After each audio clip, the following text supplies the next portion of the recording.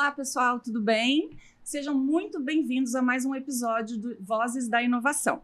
Eu sou a Guga Zanella e estou aqui hoje com dois convidados para a gente falar um pouquinho sobre como o ESG tem trazido benefícios no âmbito do transporte e logística. Hoje eu estou aqui com o André Jabir, da TPF.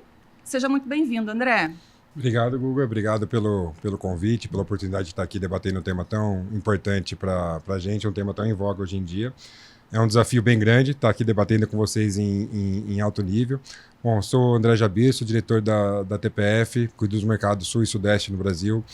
E, enfim, é um prazer estar aqui com vocês hoje. Obrigada, André. Seja muito bem-vindo. E comigo também o Paulo Santos, aqui da Pars.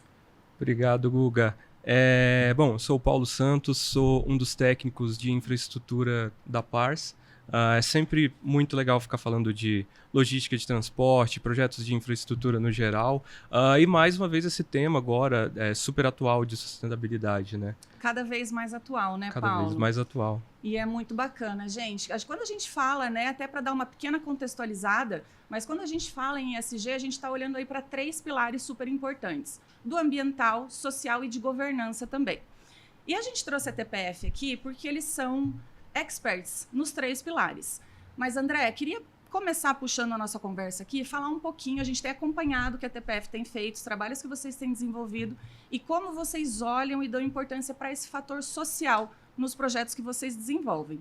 Então, queria que você explicasse para a gente um pouquinho mais, falasse um pouquinho mais de como a TPF tem olhado para esse caráter social nos projetos de vocês hoje. Certo. Bom, quando a gente trabalha com projeto de infraestrutura, seja para o cliente público, seja para o cliente privado, é importante a gente saber que geralmente o nosso cliente não é o usuário final do nosso projeto, né? Uhum. O nosso cliente, ele é o contratante, ele é o demandante, ele é o planejador, ele é o pagador da conta, mas a gente tem que pensar no usuário final daquela infraestrutura, seja ela uma rodovia, seja ela uma ferrovia, e geralmente, quando a gente considera isso, a gente já considera o status, a gente já considera, quando a gente faz essa consideração, a gente já tem que levar em conta o usuário, portanto, a sociedade, a coletividade. Uhum. E isso a gente reflete desde a nossa missão, né? Quando a gente olha a missão da TPF, a nossa missão é desenvolver soluções técnicas que atendam o interesse da coletividade. Então, quando a gente fala da coletividade, a gente já está tratando tanto o nosso cliente como o usuário final. Um exemplo é quando a gente vai fazer um projeto de sinalização rodoviária, a gente tem que levar em consideração, o nosso projetista tem que levar em consideração que ele não está ali meramente fazendo desenhos de placas, um desenho de sinalização, mas aquilo é um desenho de segurança. Quanto melhor foi o projeto... obedecendo um critério, uma regra, né? Quanto melhor foi o projeto dele, mais seguro é a via para aquela pessoa que tá utilizando. Uhum. A mesma coisa quando a gente vai falar de um projeto de pavimentação, né? Quando a gente está falando de um projeto de pavimentação da rodovia, o que está em voga, o que difere um bom projeto, o que um bom projeto vai trazer a mais, além da economia, além do CAPEX, além do OPEX para o nosso cliente, é o conforto do usuário. Né? Uhum, então, não adianta você ter um projeto ali que atende aos critérios econômicos, mas não atende ao critério do usuário. E hoje em dia, inclusive, a própria regulamentação já pede isso. Né? Mas, independente disso, a gente sempre busca que os nossos colaboradores tenham em mente isso. Né? A gente tem, dentro da TPF, que a gente chama do pacto pela qualidade, né? Que todo colaborador tem que entender que o projeto tem que ser entregue bem feito e que ele tem a responsabilidade sobre aquele projeto. Né? Não espera que outra pessoa vai encontrar o meu erro aqui. Justamente porque pode ser que outra pessoa não encontre. Né? E o usuário final vai ser o grande impactado por um projeto mal feito, por um projeto mal executado. Então, posso dizer que desde o CERN, desde a elaboração do começo de um projeto, o cunho social está presente. E é muito bacana o que você fala, e olhando para essa qualidade de projeto, eu acho que é este também um dos grandes diferenciais da TPF, como esse quesito qualidade está presente em diversos momentos do desenvolvimento do projeto, seja ali no desenvolvimento, no momento do desenvolvimento, ou na supervisão de obras, enfim. Vocês atuam em diversas fases do projeto, né? É muito nítido como isso está presente em todas essas fases. E quando a gente fala em qualidade, quando a gente fala em usuário final, é qualidade para o morador das cidades que tem soluções melhores nas cidades, nas rodovias, condições melhores de ir e vir. Então, isso é muito bacana. Quando a gente sabe que um projeto tem uma qualidade boa, a gente sabe que a obra vai ter uma qualidade melhor e depois, obviamente, aquele ativo construído, né? É interessante esse cunho social voltado para população agora, né, para os municípios. A gente vem de uma crescente de crescimento desordenado mesmo, sabe, das cidades e todas as obras de infraestrutura há 2 décadas atrás, elas existiam esse distanciamento da comunidade, né? À medida que a gente ia fazendo obras de construção civil, fazendo novas construções, e não se era consultado a necessidade da população naquela época, né? E hoje a gente vê, por exemplo, a partir dessa nova os objetivos de sustentabilidade da ONU, até mesmo da lei, do Estatuto da Cidade, que vem vindo com essa pegada mais de sustentabilidade e mostrando esse cunho social, né, a gente vê que a TPF está muito presente na maioria desses projetos.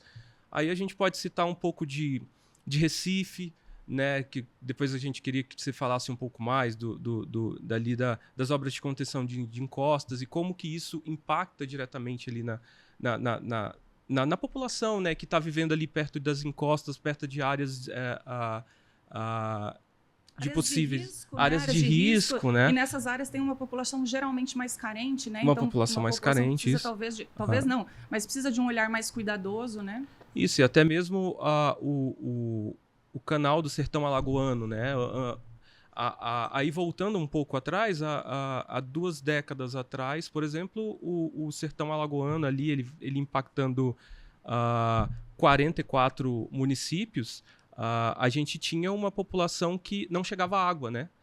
Era muito, muito ruim e muito caro você trazer fazer essa logística de transporte com caminhões-pipas, né? Você trazer isso até para o agronegócio, até para a economia da cidade, a economia do município. Então, você entrando com projetos de infraestrutura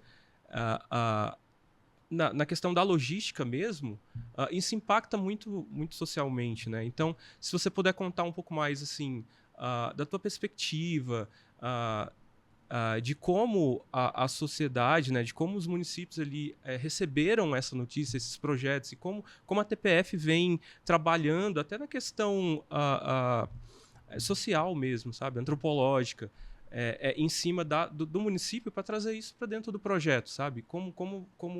Porque como você comentou, agora a gente não desenha mais, né? A gente tem que desenhar e pensar em toda essa parte do que vai ser impactado daqui a 20, 30. E falando de rodovias, a gente pensa até 45 anos, né? A gente vai muito mais à frente. E eu acho até, desculpa, André, mas antes de você responder, eu acho até que diante do cenário que a gente vê hoje, né? Dessas muitas catástrofes aí, essas mudanças climáticas e eventos climáticos tão adversos acontecendo, a gente tem olhado cada vez mais por uma infraestrutura resiliente, né? Como que eu construo o projeto e construo isso para que dure esses 45, ou enfim, para que eu tenha uma vida longa, uma vida útil maior, mais longa desse projeto e que tenha esse cuidado, né? Sim. Bom, começando até pela uma das primeiras frases que você colocou aqui, a questão da qualidade do projeto relacionada à qualidade da obra, né? Uhum. Então, a gente costuma dizer, e isso é o mercado da engenharia construtiva como um todo, que uma boa obra depende de um bom projeto. Uma boa obra se inicia com um bom projeto. Perfeito. Não adianta você ter um projeto mal feito e achar que a obra vai ficar bem feita e bem planejada e bem executada. Uhum. Né? Ela partiu de uma premissa, de um pressuposto errado, né? E a gente entende quando se fala, mas às vezes o investimento no projeto torna a obra mais cara. Mas você acaba de comentar também, o ciclo de vida útil total do empreendimento, né? O quanto tempo ele vai durar. Então, quando a gente está pensando num planejamento de obra, um planejamento de um empreendimento, a gente tem que levar em consideração isso, né? Quando você traz até para a iniciativa privada já tem essa preocupação que eu tenho uma concessão de 30 anos. Então, qual é a melhor obra que eu vou fazer que dure esses 30 anos? Sim, né? Sim. Mas então, isso vai depender sempre do bom projeto. Uhum. A questão da segurança está sempre envolvida, a questão da qualidade. Você citou a qualidade, como nossos projetos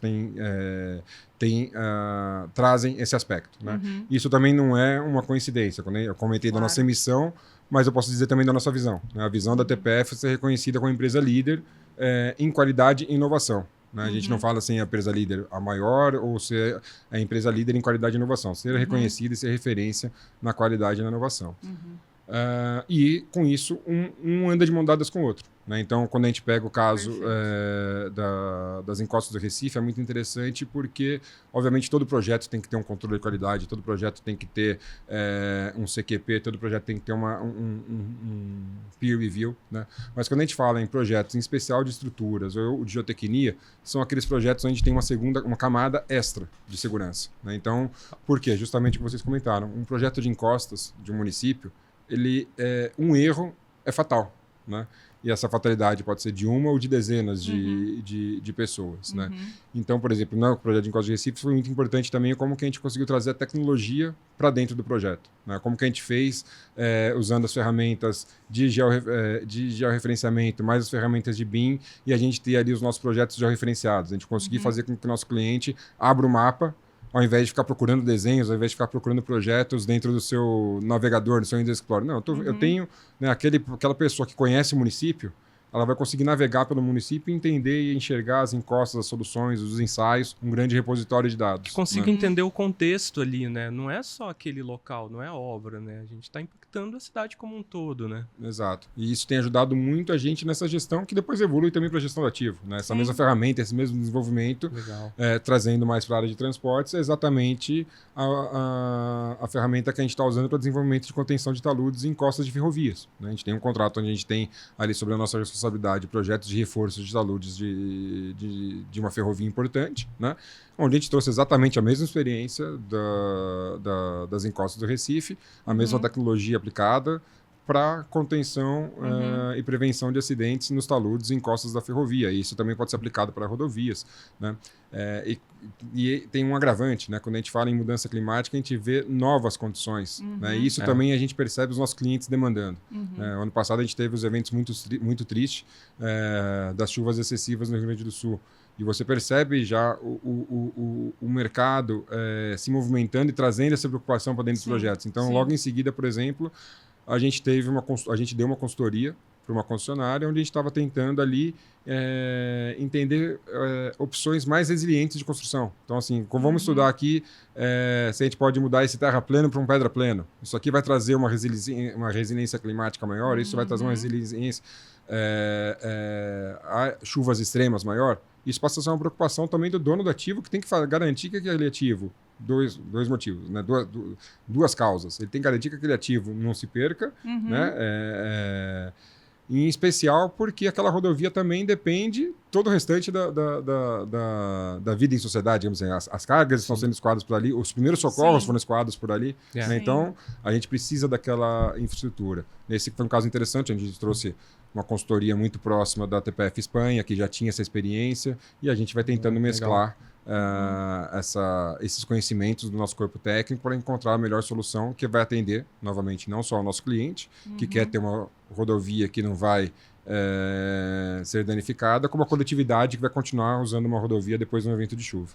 O usuário final, né? Nós, aí quando a gente fala, né, no cidadão que está usando a cidade, até aproveitando esse gancho e da menção do projeto aí das encostas do Recife, vocês têm outro projeto grande lá em Recife também, voltado aí, como você falou, tem usado novas tecnologias e a cada novo projeto se apropria do anterior, né? Então é um ciclo otimizado cada vez mais, né? Como eu trago o aprendizado e a qualidade dos meus projetos para os próximos e evoluo, né? Então isso que a gente vê e que você falou aí mesmo, que faz parte da missão, da visão da TPF de ser referência em qualidade e inovação, a gente vê isso muito claro a cada novo projeto com cada vez mais inovação e mais tecnologia aplicada. E você mencionou anteriormente aqui que a gente estava fazendo um bate-papo sobre sensoriamento, sensores e o que vocês têm utilizado lá na cidade do Recife também para entender um pouquinho mais sobre essa questão da mobilidade urbana e o que esses dados vêm trazendo de benefícios aí, né? E como vocês têm se apropriado desses dados para ter insights de ajudar a população e melhorar aí o cotidiano do dia a dia. Você pode falar um pouquinho mais desse projeto e dessas tecnologias? Esse acho que é um dos projetos que a gente mais tem satisfação de ver, assim, de caso de sucesso, porque é um projeto, um trabalho que começou já fazem mais de 5 anos, mas eu diria 8, eu não tenho de cabeça aqui. Né? Onde a gente faz todo o serviço de planejamento e monitoramento dos serviços de zeladoria urbana de Recife. Né? São mais de 15 serviços. Quando a gente vê a zeladoria urbana numa cidade de praia, para a gente que é de São Paulo, a gente esquece que tem alguns outros serviços que aqui não tem, né? A própria varrição da limpeza da praia, tirada de areia das ruas. Então, são mais de 15 serviços de zeladoria urbana que a gente faz desde o planejamento e o monitoramento com tecnologia, com ferramenta, com internet das coisas, com sensores, né? Então, ali é um caso onde, quando a gente entrou, olha, não temos como saber a que horas a coleta de lixo vai chegar, porque não tenho como prever. Como a gente não tem como prever? A gente tem ferramentas como o Waze, o dia a dia que a gente usa para a nossa vida, e isso pode ser aplicado, né? Então a gente passou a tratar todos os dados, assim, todos os caminhões, todos os tipos de veículo que fazem a coleta, até aquele, eu descobri o nome quando eu soube desse contrato, Lutocar, que é aquele carrinho que o gari puxa da varrição, né?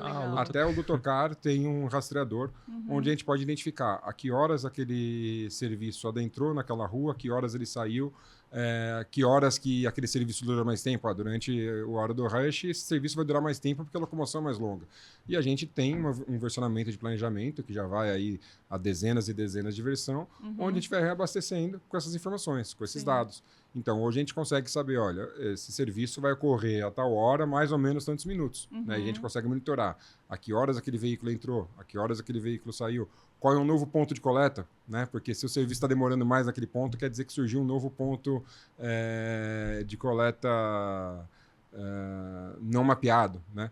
Ao ponto que chegou um momento que a nossa base de dados acaba sendo até mais precisa do que outras, porque o primeiro indicador de uma nova residência, de uma nova habitação, é a geração de lixo. Né? Então, passa a ser um banco de dados georreferenciado muito importante. Não, e falando de banco de dados, uma das maiores preocupações que a gente tem hoje, por exemplo, para o uso de inteligência artificial é você ter um banco de dados totalmente padronizado e que tenha um histórico bom para ser treinada essa inteligência e você começar a fazer novas tomadas de decisão. Né? A gente fala do aprendizado supervisionado, ali, do aprendizado de máquina que existe dentro dos modelos de inteligência artificial. Né? Então, a partir desse histórico que vocês têm, aí eu te faço duas perguntas. Né?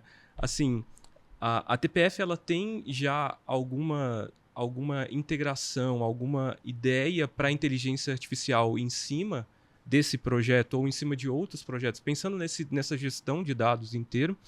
E caso tenha, a gente já pode afirmar assim, que Recife ele está virando uma cidade inteligente? Ou se ela não já é uma cidade inteligente, é um dos casos que a gente pode já trazer para o Brasil como uma cidade inteligente? Esse case da zeladoria é muito antigo. Né? Então, eu acho que já há 3 ou 4 anos atrás, a Amazon já reconheceu num artigo Recife como uma cidade inteligente por conta desse serviço. Que legal. Né?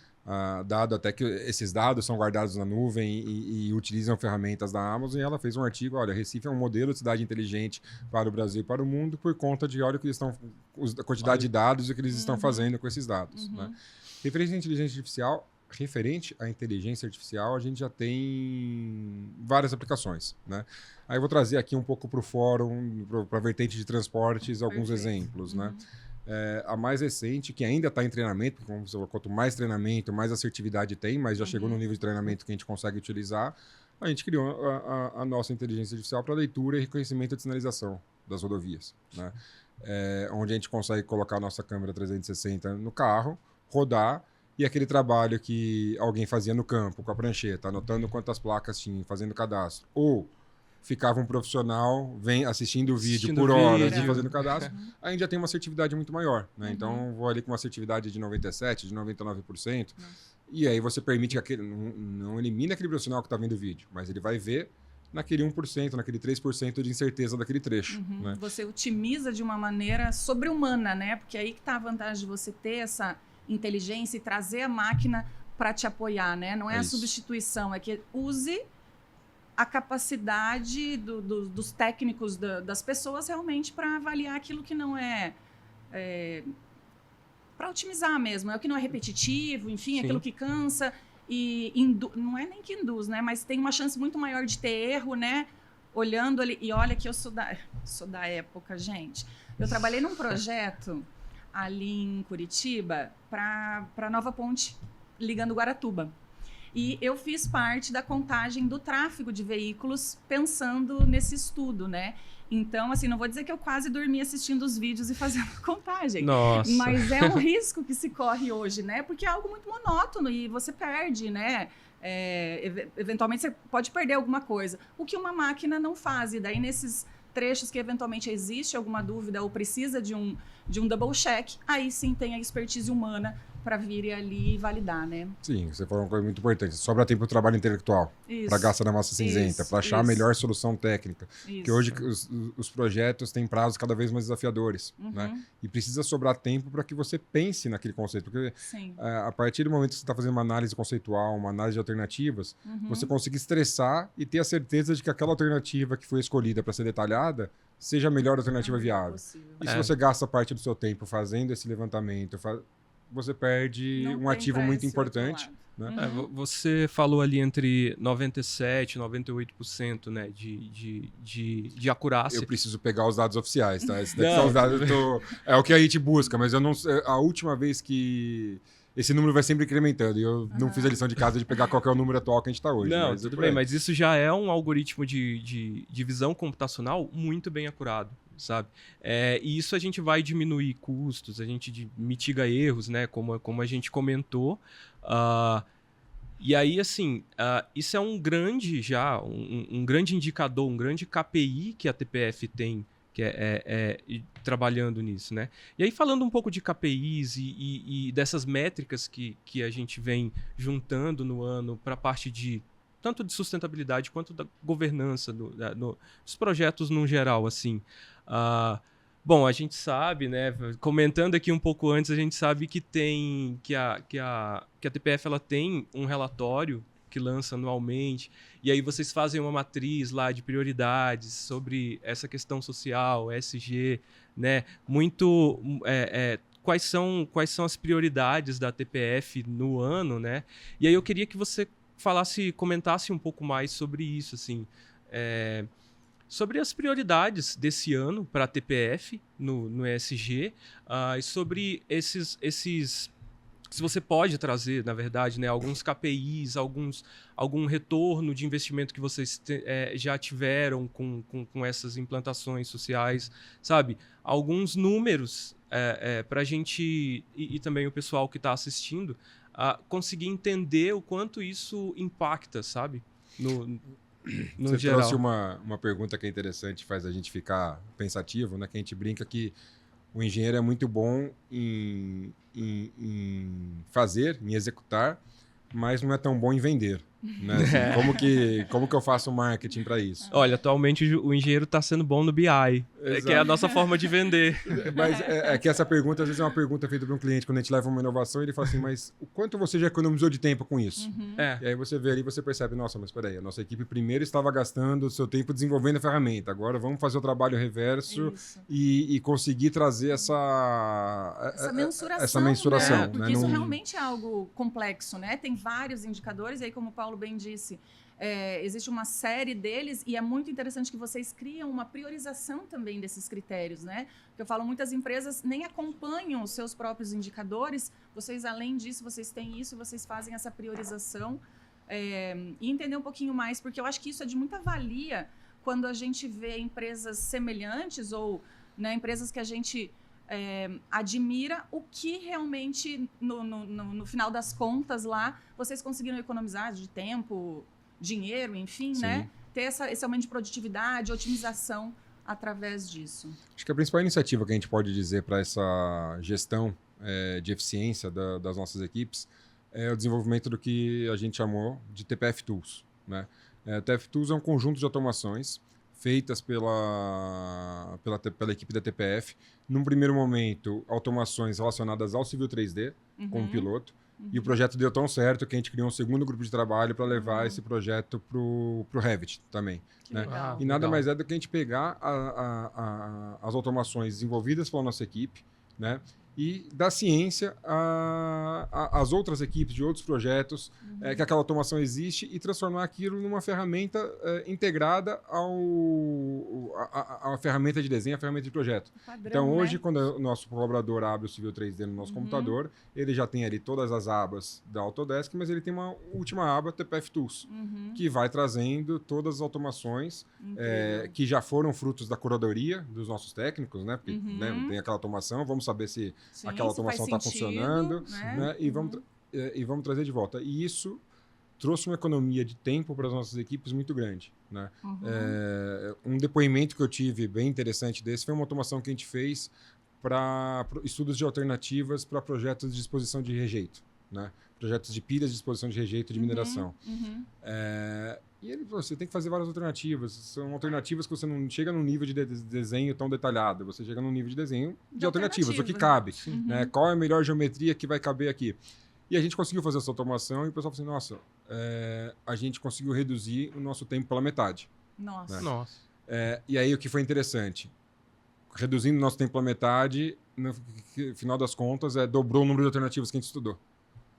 Ou seja, a gente pegou aquele tempo, aquela energia que o profissional estava gastando no trabalho mais braçal, digamos assim, e sobrou o tempo para ele fazer aquele trabalho intelectual. Olha, eu tenho mais alternativas pensadas, eu tenho mais chance de chegar na melhor alternativa, na alternativa ótima. Então, esse é um indicador interessante.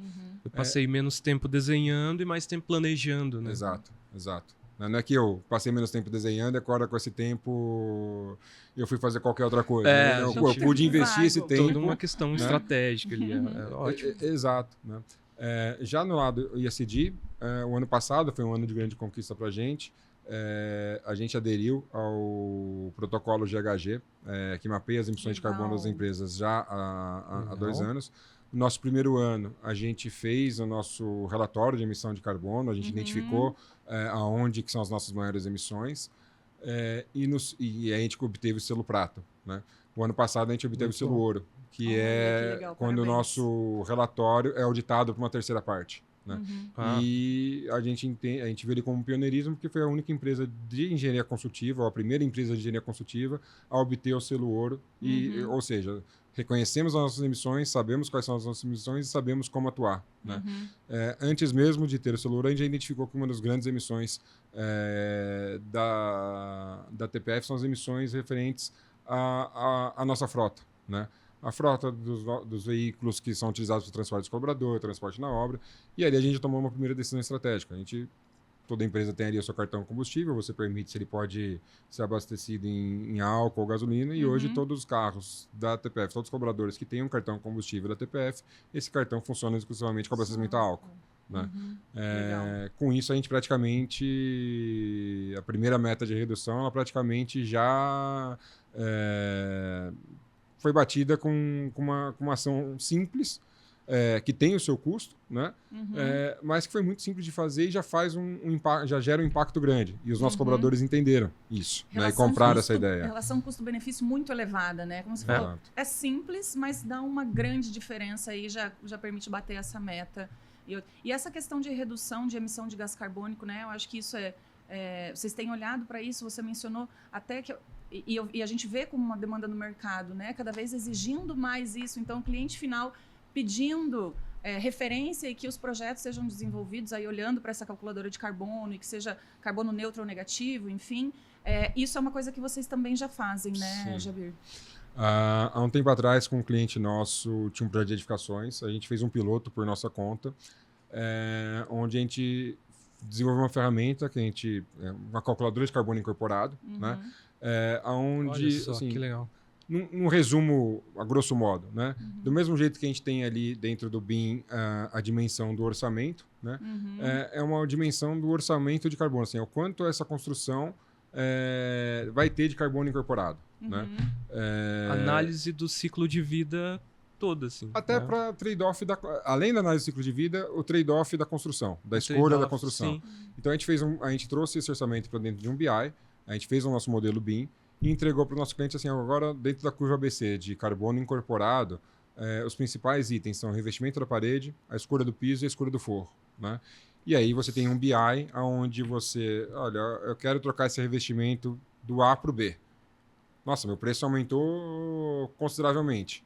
Porém, a minha emissão de carbono diminuiu. E aí a gente pode fazer com que o cliente faça os trade-offs. Né? Isso evoluiu. Desculpa. E isso evoluiu. Né? Hoje a gente já tem uma ferramenta muito interessante para a área de transportes, onde a gente faz todo na fase de estudos de alternativa. Né? Então, alternativas de terraplanagem, alternativas de pavimentação. A gente já faz esse cálculo daquela alternativa, além de quanto ela custa, o quanto ela traz de carbono incorporado. E a gente conseguiu na ferramenta que ela vai salvando os cenários. Né? Então, a gente consegue sentar com o cliente e encontrar o ponto ótimo. Olha, até aqui o meu investimento faz sentido, né? Então eu vou fazer essa troca. Então, é uma variável, como no começo da conversa você falava, 20 anos atrás a gente projetava diferente. Há 20 anos atrás, se eu fosse falar para um cliente, vou calcular o carbono incorporado da sua construção. E vai ser mais caro. E vai ser mais caro, ele não deixava nem eu calcular. Isso evoluiu, né? Recentemente já teve um primeiro cliente nosso que ele aditou o nosso contrato de projeto para colocar um caderno em ESG. Né? Então, agora eu quero que você traga ao final do seu projeto o quanto que essa solução tem de carbono incorporado, quanto a solução impacta na vizinhança, quanto essa solução impacta no social. E aí a evolução natural disso, aí pensando já no ciclo de vida do empreendimento como um todo, é não pensar só no carbono incorporado, mas na emissão de carbono durante a operação daquela estrutura. Durante a operação, do sim. ativo, né? Depois do momento de operação. E hoje é uma das maiores discussões, né? Levando para a parte da pavimentação, o pessoal discute muito sobre vamos escolher ali no estudo de viabilidade entre o asfalto ou entre um pavimento rígido, sei lá, um concreto. A gente sabe que o asfalto hoje ele vai emitir menos CO2, tudo bem. E o rígido ele vai emitir mais. Mas aí, desculpa, ao contrário. O rígido ele vai emitir menos, né?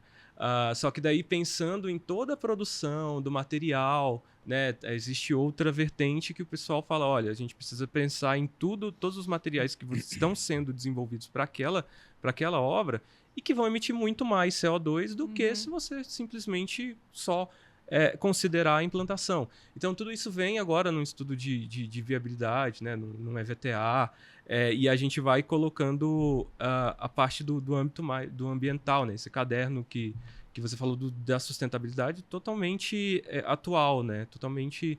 E até se você pegar a parte da questão global, né, de experiências fora, por exemplo, rodovias que perdoam, que também o pessoal já tem uma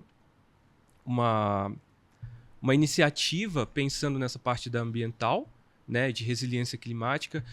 Aqui e no mundo inteiro a gente está falando do IRAP, que também tem outras carteiras de resiliência climática, de pegada de carbono, não só de pegada de carbono, mas quando a gente fala de sustentabilidade, a gente fala ali até do impacto da fauna e da flora, né, que você tem nessa rodovia. Então, poxa, super interessante essa ferramenta, essa calculadora e todo esse pensamento já nesses novos investimentos. Assim. E é muito legal, né, como você comentou, vocês iniciaram com um projeto ali olhando para edificações e depois expandiram isso para a infra, que eventualmente a infra fica ali meio que em segundo plano, demora um pouquinho mais as coisas para chegar aqui, né, no mundo da infraestrutura, e que legal que vocês já estão olhando para isso e que realmente, assim, não é querer puxar a sardinha, né, para o nosso lado aqui, mas é que eu acho que onde está o grande... a quantidade, né, de emissões e impacto realmente das grandes obras de infraestrutura. Isso é visto, né? É nítido. Enfim, me faltou a palavra aqui. Estamos levando também agora, além de projetos de transporte, também para projetos de mineração. Onde a gente já consegue ver também o ciclo de vida. Então, temos essas emissões ao longo da operação, dessa estrutura. Sim. E a minha escolha de fechamento, a gente já consegue fazer ali quase como um fluxo de caixa, mas um fluxo de carbono. Né? Eu vou passar tantos anos emitindo, mas a minha escolha de fechamento, e isso entra no trade-off de como que eu vou fechar essa estrutura, o quanto que ela vai capturar nos anos seguintes. Então, se essa estrutura ela pode, por um determinado tempo, emitir, mas por um determinado tempo, capturar. Isso também é bem interessante. Tudo isso dentro da calculadora. Sensacional. Que incrível. E agora que você mencionou algumas coisas, até puxando aqui um projeto que eu gosto muito, até porque impacta ali, eu sou do Sul, impacta um pouquinho ali, Mas, e você falou da questão, em alguns momentos você falou, né, das simulações dos traçados e de como a tecnologia tem apoiado e apoia nesses estudos iniciais aí, né, olhando para o ambiente, como que eu consigo trazer opções de traçados e de cenários e que eu consigo ter certeza que eu vou ter o melhor resultado.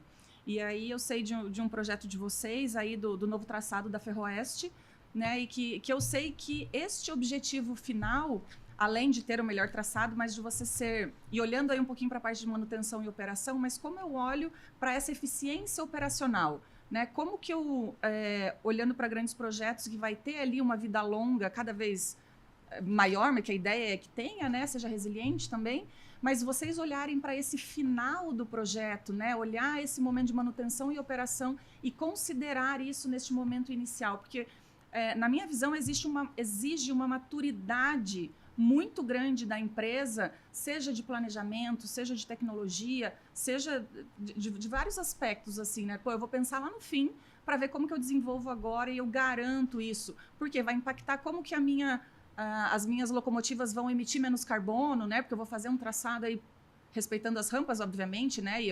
E os critérios de desenvolvimento de um traçado de ferrovia, mas eu olho para essa eficiência, como eu vou gastar menos combustível, como eu vou trazer benefícios aí olhando para a sustentabilidade. Além de todo o impacto social também, né? De fazer um traçado no entorno de centros urbanos e tirar isso. Lá em Curitiba a gente tem uma ferrovia que passa pela cidade e a gente sabe quão problemático isso pode ser e causar risco às pessoas que estão ali, enfim. Se você pudesse falar um pouquinho mais, infelizmente a gente está chegando próximo do fim aqui, pessoal, a gente, né, iria muito mais tempo, mas só se a gente pudesse finalizar com esse exemplo, Jabir. Esse da Ferroeste acho que é interessante, porque ele daria para aplicar todos os temas que a gente falou agora e fazer só sobre a Ferroeste. A nossa conversa agora, a partir de agora. Pode fazer mais um episódio só dela. Então. Agora é só da Ferroeste, pessoal. Fique conosco. Pensando primeiro no estudo de alternativa, né? O estudo de alternativa tradicional, o estudo de alternativa que esse contrato pedia, é que eles dizem, olha, você vem aqui, você estuda no mínimo 5 alternativas de traçado e me traga qual que é a melhor, que é essa. E a gente vai decidir em conjunto qual que é a melhor e vai executar essa. Né? E o que a gente fez ali nesse caso, ao invés de estudar 5 alternativas, a gente usou inteligência artificial, outro tema que a gente debateu aqui, georreferenciamento, e a gente analisou que 32 variáveis impactariam na escolha do melhor traçado. E a gente dividiu essas 32 variáveis em 5 grupos. Macroeconômico, geografia, econômico-social, socioambiental. Legal. E fez a combinação, levando em consideração esses 5 grupos, aonde que é melhor eu traçar. Né? E, obviamente, não conseguia fazer isso sem ajuda da inteligência artificial. Sim. E, além disso, além dessas 5 camadas, a camada socioambiental entrando uma segunda vez como trava. Né? Porque não adianta achar o melhor traçado e ela entra dentro de um buffer de uma reserva ambiental onde eu não vou conseguir passar. Ela passa dentro de uma reserva indígena que eu não não devo, não tenho que estar passando por ali. Então, as 5 geofatores, né? Resumindo 32 variáveis, mais uma camada socioambiental restritiva por cima. E ao invés de achar 5 alternativas, a gente achou o que a gente chamou de corredor de favorabilidade. Né? A gente tinha um mapa, uma imagem, e ali uma escala de calor, né? Quanto mais vermelho, menos mais crítico para passar por ali. Quanto mais verde, mais favorável a ferrovia passar por ali. Isso foi muito interessante porque trouxe a certeza que a gente estava debatendo as melhores soluções. E aí entra o social, né? Você imagina, quantos players tem esse projeto? É um projeto de 1.300 quilômetros. Muitos municípios são cruzados para essa ferrovia e muitos municípios não são cruzados para essa ferrovia. E os que não são querem ser, né? Além disso, este corredor de favorabilidade fez com que a iniciativa privada de Santa Catarina nos contratasse, olha, eu quero me conectar a essa ferrovia, vamos estudar Cascavel até Chapecó. E isso foi tratado direto com a iniciativa privada. Uma indústria podia querer puxar para o seu lado, a outra podia querer puxar para o outro. Depois a gente fez, pela iniciativa privada, também um outro ramal ligando de Chapecó até Passo Fundo, no Rio Grande do Sul, também usando o corredor de favorabilidade. E em todo momento tinha uma discussão, mesmo esse primeiro com Santa Catarina, o pessoal falou, olha, outras discussões acabam quando entra eu quero por aqui, eu quero por ali. Eu acho que é melhor por aqui, eu acho que é melhor por ali. As pessoas começam a puxar a brasa para sua sardinha. Sim, né? sim. E foi muito legal como essa ferramenta pôde provar a todos que, olha, por que você passou por aí? Você passou por aí porque você gosta mais dele do que de mim. Resumindo. Não né? é nenhum aspecto imparcial, né? Você não tem nada parcial, perdão. Você não tem nada de parcial ali. Você tem os indicadores e o convencimento foi muito mais fácil. Claro. Tanto dos prefeitos que receberiam o traçado, quanto daqueles que ficaram de fora. Porque também nosso projeto mostrou a área de influência da ferrovia. Né? Não quer dizer que essa ferrovia não cruza o seu município, mas ele tem uma influência até aqui. Entrando para os indicadores de operação, a gente encontrou um software, muito utilizado também pela TPF Espanha, que integra com o Civil 3D, com o nosso projeto geométrico, e permitiu a gente fazer as mais diversas simulações de operação. Porque existe uma ferrovia hoje. Aliás, fazendo uma propaganda do seu estado, um dos passeios mais bonitos que você pode fazer é a descida da ferrovia para Paranaguá. Né? Só que ela é uma ferrovia inaugurada no Império. Então, ela não é uma ferrovia mais eficiente do ponto de vista operacional, do ponto de vista de consumo de combustível. E a gente pôde fazer essas diversas simulações, levando em consideração as rampas. E em determinado momento, um dos players falou assim, olha, por que vocês escolheram bitola larga? Por que vocês escolheram a bitola larga? Por que vocês escolheram a bitola métrica? E a gente teve que fazer um estudo de viabilidade, um estudo de alternativa. Você mostra por que você escolheu aquela e por que você não escolheu as outras. Né? Então a gente teve como provar, olha, se eu faço uma bitola métrica, eu vou precisar de mais vagões, eu vou precisar de mais pátio, é numa descida na Serra do Mar, que é na Mata Atlântica, a minha terraplanagem, a movimentação de terra vai ser muito maior, além de ser mais caro. Então foi muito mais fácil de provar, usando a tecnologia, para provar a solução mais viável, não somente economicamente, mas socioambientalmente. Isso permitiu que o projeto da Ferroeste fosse o único projeto de infraestrutura no mundo indicado no rol de projetos considerados sustentáveis e verdes pela Coroa Britânica. Porque levou em consideração ali, o nosso estudo trouxe também no caderno de externalidades, o quanto a ferrovia tiraria de CO2 da atmosfera com diminuição do tráfego de caminhões e a substituição pelo tráfego pela ferrovia. Né? Isso trouxe dados muito mais... Por isso que eu falei que se a gente fosse falar da Ferroeste e de quebra, que você falou, Curitiba, se eu não me engano, é a cidade no Brasil com mais acidentes fatais da ferrovia, porque a ferrovia cruza a cidade. Né? E esse projeto trouxe também esse cunho da segurança, não só para o usuário final, mas para aquela população que é afetada pela passagem, pelo entorno. E esse projeto previa também um novo anel ferroviário em Curitiba que tirasse essa linha do trem de dentro da cidade, com isso minimizasse os acidentes, minimizassem os problemas sociais que essa ferrovia traz. Né? Não, muito bom. Vocês fizeram um projeto todo baseado com ferramentas inovadoras, inteligência artificial e tudo, mas no final existia um relatório falando, olha aqui, a gente fez uma análise multicritério, a gente tem toda uma questão aqui de estatística, de probabilidade, e segundo todos esses dados que a gente usou de todas essas ferramentas, a melhor opção é essa, ou então esse é o traçado ótimo, isso é sensacional, porque daí você deixa de lado qualquer outro critério que você use, que seja talvez pessoal ou político, e você integra ali a engenharia, mas você não deixa de lado tudo que você precisa, né? Parte econômica, parte ambiental, né? Tudo ligado uma da outra, assim. Perfeito. Maravilhoso. Muito bom. Obrigado. E queria mais uma vez agradecer, Jabir, a tua presença aqui. Infelizmente, o nosso tempo está acabando. Na verdade, ele já acabou.